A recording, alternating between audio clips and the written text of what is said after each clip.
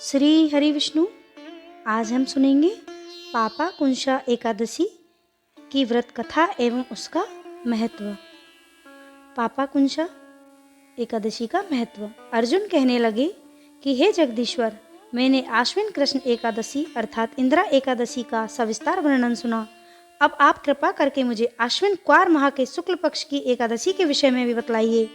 इस एकादशी का क्या नाम है तथा इसके व्रत का क्या विधान है? इसका व्रत करने से किस फल की प्राप्ति होती है?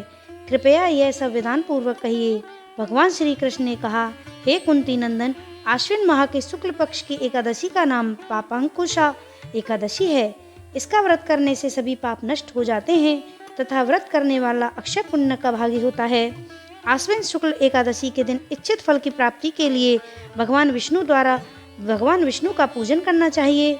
इस पूजन के द्वारा मनुष्य को स्वर्गलोक की प्राप्ति होती है। हे अर्जुन, जो मनुष्य कठिन तपस्याओं के द्वारा फल की प्राप्ति करते हैं, वह फल इस एकादशी के दिन क्षीर सागर में शेष नाग पर शयन करने वाले भगवान विष्णु को नमस्कार कर देने से मिल जाता है और मनुष्य को यम के दुख नहीं सहने पड़ते। मनुष्य को पापों से बचने का दृढ़ संकल्प करना चाहिए।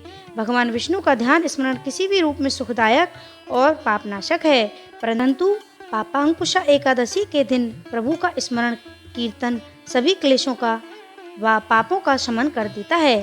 पापाकुंशा एकादशी व्रत कथा। प्राचीन समय में विंध्य पर्वत पर क्रोधन नामक एक बहेलिया रहा करता था। वह बड़ा क्रूर था। उसका सारा जीवन हिंसा, लूटपाट, मद्यपान और गलत संगति पाप कर्मों में बीता।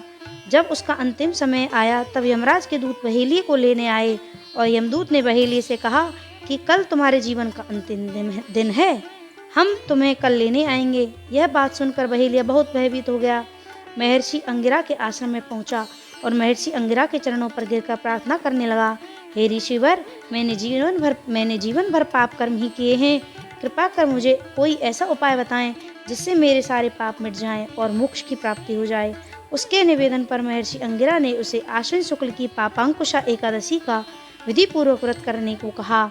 महर्षि अंगिरा के कहे अनुसार उस बहेलिये ने यह व्रत किया और किए गए सारे पापों से छुटकारा पा लिया। इस व्रत पूजन के बल से भगवान की कृपा से वह विष्णु लोक को गया। जब यमराज के यमदूत ने इस चमत्कार को देखा तो वह बहेलिया को बिना लिए ही यमलोक वापस लौट गए। जय श्री हरि। तो ये है पापाकुंशा एकादशी व्रत की कथा एवं उसका महत्व। श्री हरि विष्णु।